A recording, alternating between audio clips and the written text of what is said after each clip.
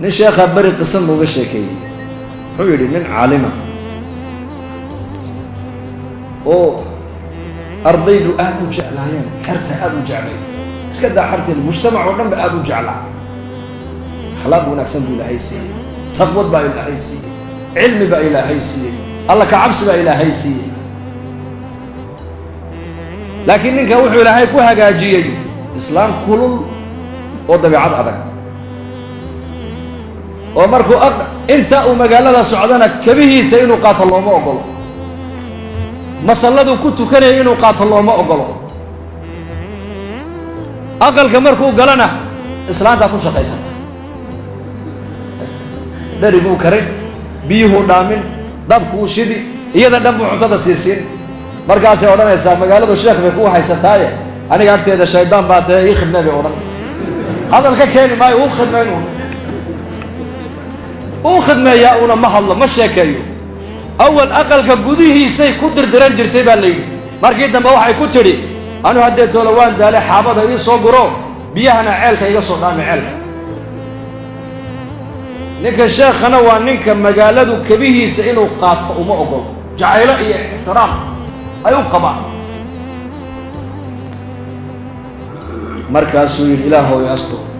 ilaa haddii la ogaado sheekhiyo xaabo guraayo oo biyihiina dhaaminaya dadka waxay odhanayaan war sheekha aqalka dhib baa ku haysatay inay kaarqabtadan waa maxay sheekha dirata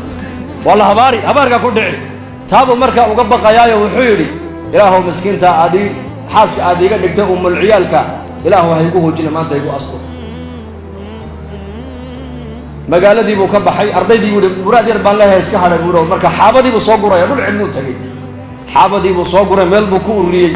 biyihii buu dhaamiyey ilaahu aniga islaantaas ilaahu islaantaay ummadda kale ilaali buu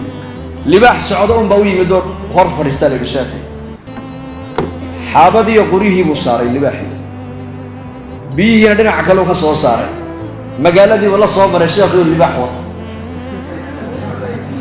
markaasaa la yidhi awalba inuu mu'min ilaahay ku xidhan oo karaamo la waan ogeyn inuu ahaaye maantayba karaamadiisi daahirtaa la yidhi albaabkii buu hor dhigay islaantii meel bay ka qaawisto libaax bay aragtay alaabtuu soo sidaa ilaahu inuu soo gelin libaaxaas ilaahu libaaxa igu soo gelin dibadiibuu markaa libaaxii joojistay halkii buu kaga dhaadhiciyay xaabadii biyihii libaaxii uu iska socday isagaa markaa xaabadii aqalka soo geliyey biyihii buu soo geliyey markaa bay ku tidhi dameerka foosha xunne maanta soo rarteen ayaa kugu caawiyey ka tiri nabiga ku salliya ina kayda kunna cadiim ilaahay baa sheegay soo maa hadda way arkaysaa indhahayga ilaahay inuu u gargaaray ninkaas maca daalika haddana ma sadaqayso waxay ku leedahay war dameer fool xumaad wadata maanta xagga ka keentay iska aamusay markaa muddo yar kadib islaantii baa ka dhimatay sheekh maadaama islaantii ka dhimatay iyadoo aanan la ogaan dhibta isaga ay ku hayso dadkii magaaladii baa isku tegay waxaa la war sheekha gabadh wanaagsan oo akhlaaq wanaagsan oo xaaskiisii hore kaloo lamida waa in loo doondoonaa gabadh wanaagsan baa loo keenay oo sheekha qadarkiisa garanaysa leanna ma aragtaanay markaasaa haye aqalkii baa loogu hooyey dee waxay tidhi way og tahay sheekhu inuu libaax soo raran jiray ma og tahay iyadna waxay leedahay sheekhu libaaxiyo wuxuu soo rari doonaa iyo ma aragtaanay libaaxii baa biyaha iyo xaabada kuu keeni doona dee markaa bader sheekh xaabadii iyo biyihi way naga dhammaadeene markaasuu dhib male iska fadhi insha allah ilaahay baa noo keeni dooneen dhulkii buu tegay libaaxii ma iman dee markaas isagii baa markaa ay noqotay inuu xaabadiina soo guro biyihiina soo qaado markaasuu magaaladii la soo dhex maray waran idkaar qabtada sheekha aan u dhisnay ee sheekha raratay maxay ahayd oo sheekh libaaxiina mee baa lagu yidhi wuxuu yidhi libaaxii islaantii hore iska lahayd nabiga ku salliya akhlaaqda allah ina siiyay innaka yacni qisadaasi waxaan u soo qaatay haddii akhlaaq wanaagsan aad leedahay dadka ugu xaqle inay arkaan waa dadkee waa dadka guriga jooga caaisha radia allahu canha baa nabiga la weydiiyo lagu yidhi nabiga akhlaaqdiisa ka warran baa lagu yidhi aqalka markuu joogo siduu ahaa marada ka googo'day buu nabigu karkaran jiray tiri kabta ka go'dayna isagaa gacantiisa ku tolani jiray neefkiisana isagaa maalan jiray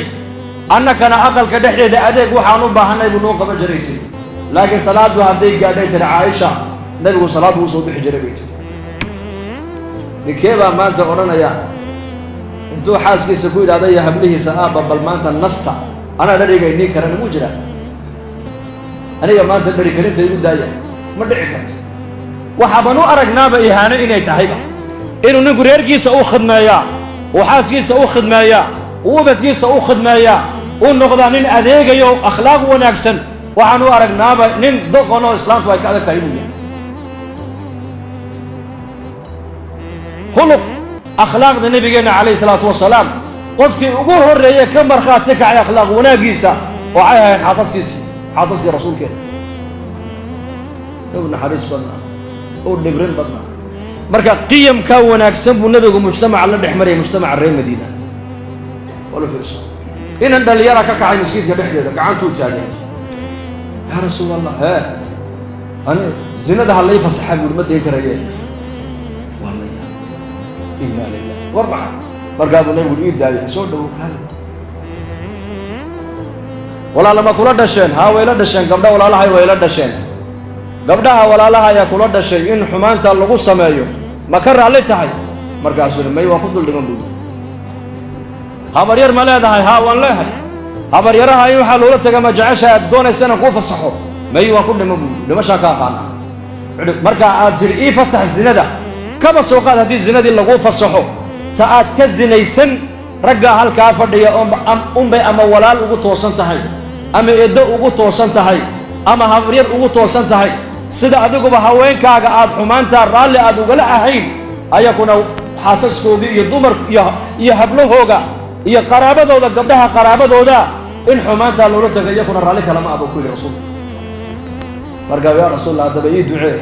markaa buu nabigu yihi soo dhawow halkaa buu nabigu gacanta u saaray laabtiisa ilaahu qalbigiisa xumaantaa uu ku haminayo ka masax farjigiisana ilaali dembigiisana ilaahu dhaaf buu rasuulku yidhi wamaa arsalnaaka ilaa raxmatan lilcaalamiin acraabi nin reer baadiya ayaa masaajidka dhinacaa dambe intuu istaagu kaadidiisii masjidka cawrada intuu la soo baxay buu ku kaadiyey markaaba saxaabadu ku yaaceen markaa buu nabigu yihi dacuuhu dhaafa buu nabigu yihi daaya buu nabigu yihi kaadida ha ku kala goynine meeshuu ku kaadiyey biyo ka badan ku shuba buu nabigu yidhi isagana iigu yeedha buu rasuulku in acraabiyo reer baadiya oo magaalada madiina ku cusub oo lacalla laga yaaba inuu u yimid diinta islaamka inuu barto oo xishood wali aanan qalbigiisa xishoodku gelin iimaanku wali qalbigiisa uusan gelin diinta islaamka wali aan waxba ka garanayn waa masjidkii nabi maxamed cawradiisii kula soo dhex baxay kaadina ku tallaajiyey masjidka dhexdeeda ayuu nabigu saxaabadii ku leeyahay dhaafo daaya isagana aniga iigu yeedha meeshuu ku kaadiyeyna biyo ka badan ku shuba markaa buu nabigu ku yidhi calayhi salaatu wasalaam halkani waa masaajid weeyaan waa meel loogu talagalay in ilaahay lagu caabudo keliya bas waa meel daahira salaadaa lagu tukadaa qur-aankaa lagu dhex akhristaa ilaahay baa lagu dhex xasuustaa iyakiina wuxuu ku amray halkii uu ku kaadiyey biyo ka badan ku shuba innamaa bucithtum muyasiriina walam tubcathuu mucasiriin baa nebigu yidhi